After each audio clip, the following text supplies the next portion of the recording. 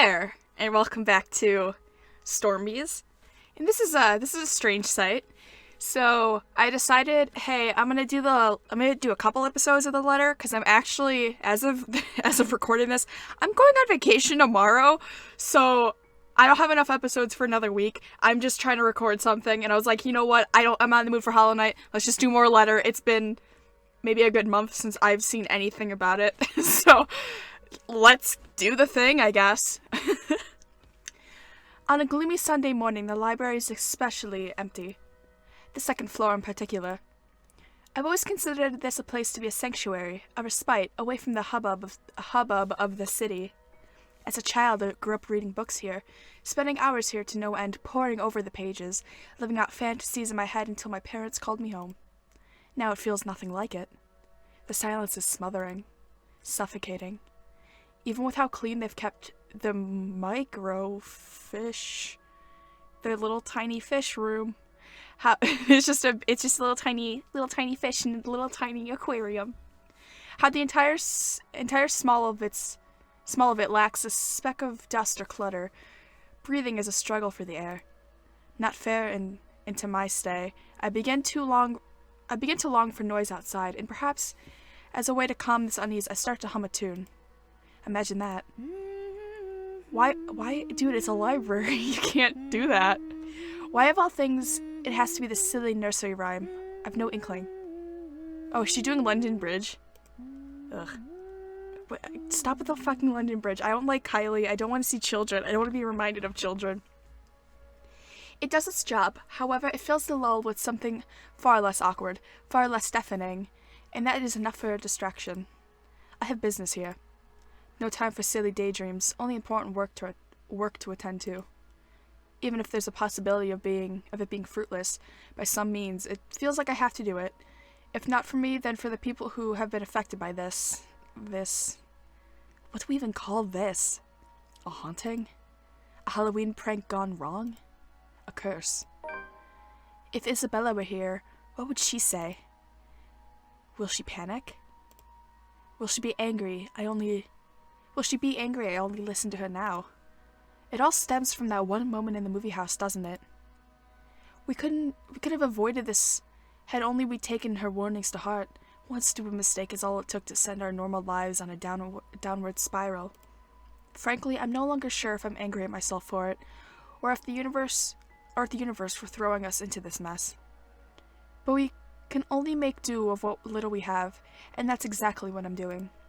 Going here might not be the right decision, but it's a start. A good start. It doesn't take much time for me to find what I need.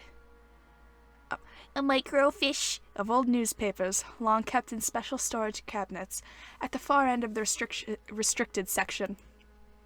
Dude, you gotta give your fish room to breathe. It can't be that restricted. You gotta get a big old tank for it, even if it is a microfiche. The year 1620s and beyond. Before the city of Luxborn even exists in the records, when the mansion has just been built and Anselm is nothing more but a small, sleepy hamlet near a river. A lot of pieces are missing, days, sometimes several consecutive weeks without any records remaining. Often it goes on for years. Troublesome, but as it is, I'm lucky enough to find anything at all considering how far I'm looking back. Can't be picky now. Can't waste time mulling over what record keepers of the old could have done to make this a breeze for me. I can still work with this. The faint whir of the microfiche machine. What? Okay, for real though, I don't know what microfiche is. Fish. A little microfiche machine keeps me company as I go over each slide, each image, hoping for something that goes beyond what the local lore knows. There are snippets, little mentions of the family that once settled in the house here and there. The usual singings of praises from the couple who helped brought up what once was a tiny settlement in a buzzing town. Nothing substantial, nothing I didn't know before. It continues on like this for a good while, until I come by the years after their deaths. The people of Anselm might have loved Lord William and Lady Elizabeth Ermengarde more in their passing and held them in high esteem in the years after. But it was their daughter that was remembered fondly by the townspeople. If her parents built this town, Lady Charlotte was the one who made it prosper. Remarkable considering it was a period of recovery from a bout of plague that killed half of the town's population, including her parents. What a surprising thought. Oh, what's surprising though? Apparently her time also marked more than superficial changes to the place. She moved things, changed laws, altered old customs and traditions. If they were done on a woman's whimsy, it doesn't say, but she seems capable enough for more than that. The gist of it is the town she rebuilt, it's what eventually grew to become Luxborn City, while the nearby Anson village remained as it was, a relic of the old. I frowned swiftly, forms in my face. So, why is there a need to hide this? One by one, I try to recall every lesson I've gone through, every book, every paper and journal I've read. None of them ever mention this. It's always the lord and the lady of the house, their endearing child, always an afterthought to those anecdotes, the ones who always took their life in the end. Never someone who restored a town from the brink of collapse or brought new ideas to it. Is it because she's a woman? That pisses me off. This isn't the time. This isn't the time. We have Ghost Hunt. Granted, not everyone is sunshine and rainbows. Not all aspects of her can be considered admirable. But this is history. Some parts are bound to naturally delve into unpleasant territory, whether I like it or not. Witch hunts, for example, became common near the end of her life, which would have been completely unremarkable and might have gone to become a mere footnote in history if it didn't involve Lady Charlotte and the very slaves she saved. It caused quite a stir, enough to leave almost a week's worth of clippings. The girl was eventually burned, condemned by the entire town. And that girl is... Oh. That girl is the ghost? Probably. The way... Does she look like that? Is that burn wounds? Is that what that is? At the world of Lady Charlotte alone. But this doesn't really have anything to do with this curse, does it? Yes, that's the woman. Unless that woman following us is the slave, and the slave are the same person. A tale of revenge? How cliché. However, with this lack of accurate photographs, it's impossible to tell. Maybe if I squint, the illustration would start resembling her. It already does. But in my field, it doesn't work that way. It shouldn't work that way. I'll be a laughingstock of the community. This isn't going anywhere. You'll be dead before you say anything, girl.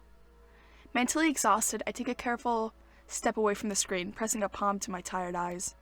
The lack of ample light in this area doesn't help. A headache already threatens to form at the back of my head, yet I'm nowhere near figuring things out.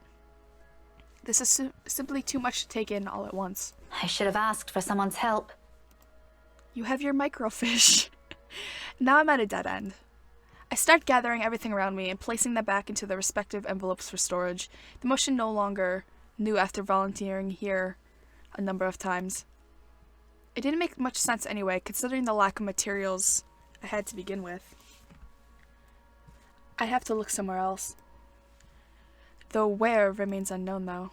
Just as I'm about to slip the last slide and something catches my attention, my hand pauses, the microfiche halfway through its protective sleeve. This is one of the few I've set aside without taking a careful look at. It seems like a gossip column at first glance, but upon closer look, I slide it back into the reader, gently turning the dial in search of the page.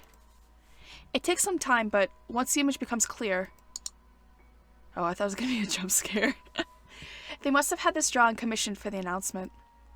I don't doubt it. The details are far more intricate. They're likely closer to how they might have appeared at the time. They're both recognizable this way, closer to the paintings I've seen in the mansion. However, it's the man Are we going to talk about how it looks like Luke? Is that where this is going? You're not clever, game. It's the man standing beside her, Edward Godfrey, according to the article that caught my attention previously. Sorry about that. I had to cut for a second. I forgot to give my cute little 2-second warning. Anyway, I was saying that this game isn't clever for it being like, oh man, Luke is related to these people, or this man looks like Luke. Maybe it's the posture, the manner in which he holds himself.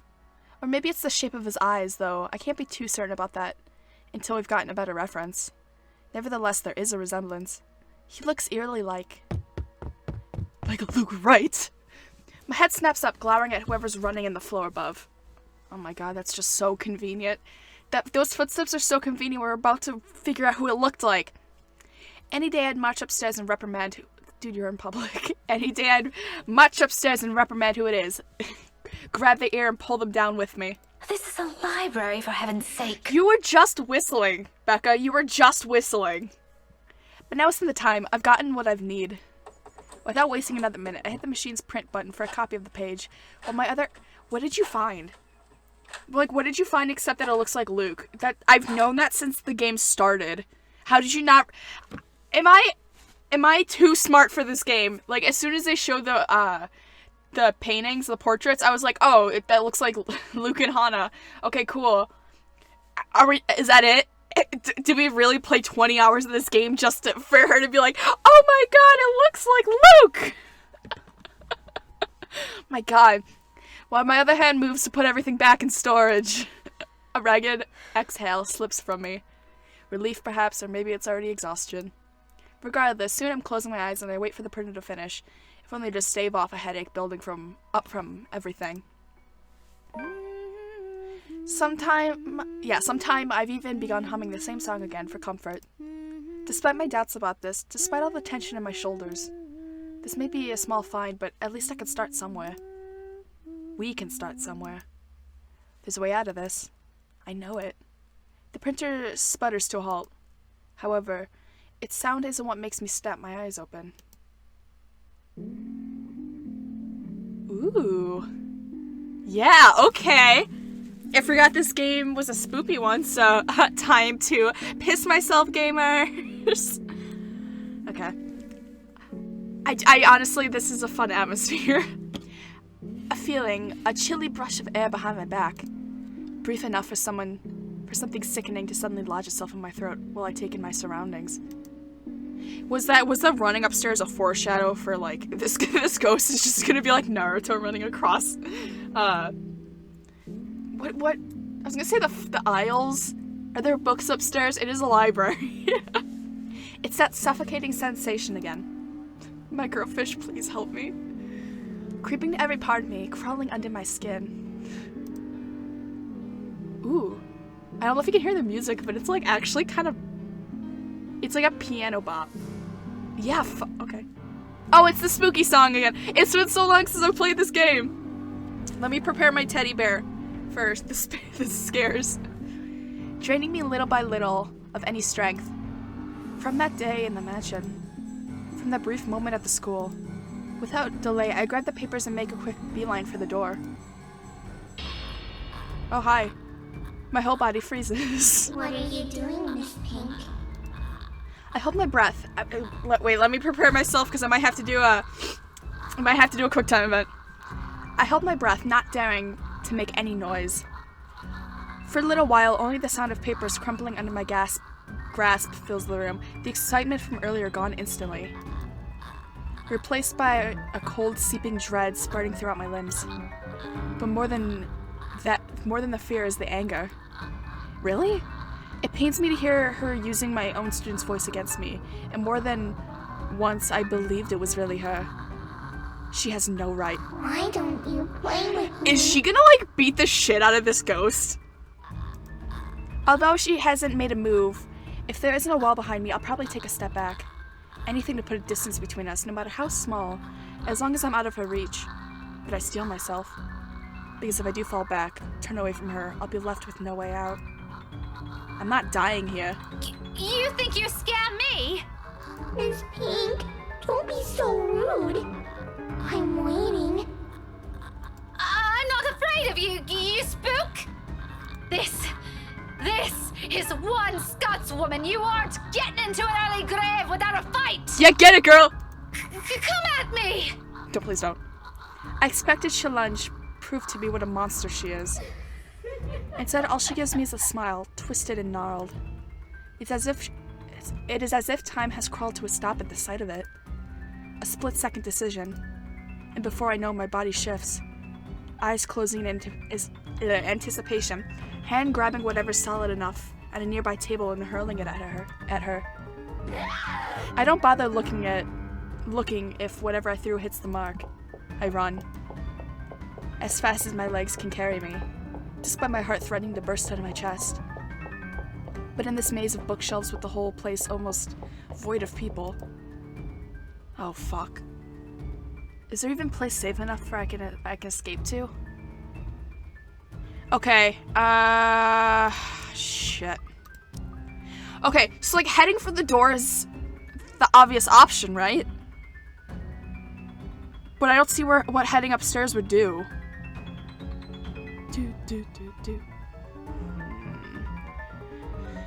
I mean, I genuinely don't know. I feel like heading for the doors, like, it's such an easy option. Am I overthinking this? Is that just the right option? But I feel like I don't want to kill her. I don't like Becca, but I don't want to kill her. Would you guys be mad at me if I cheated a little bit by looking at the branching tree? Just a quick peek. Listen, I'm trying to... I have an ending I'm going for here. Where am I? This is so stupid. This is the end, right? Like, I could fucking die here. Please. Unless I'm set in an ending already, then I'm fucked. If you guys, you know what? You guys can be mad at me. It's chill. I want to live for once. God, we did a lot of shit. And skipped a lot. Damn. I won't go more than here. Maybe. Which, damn it, I don't know. I'm heading for the door. I'm heading for the door. I'll go for the door. If there's one, it is, oh, she's talking about an out. If there's one, it's out of this room, out of this place, as far away as anyone can get from here, from her. I can think of the rest of what to do, of what I can do after I'm outside. When there are people, I can ask for help. When she's not chasing after me like this. There's no hesitation in my steps. There was a lot of hesitation. There's no hesitation in my steps as I race for the restricted section's door. Oh. Head downstairs and barrel straight for the library's exit. Towards safety and desperate bid for my life. Library rules be damned. I can no longer hear her behind me, but I'm not taking any chances.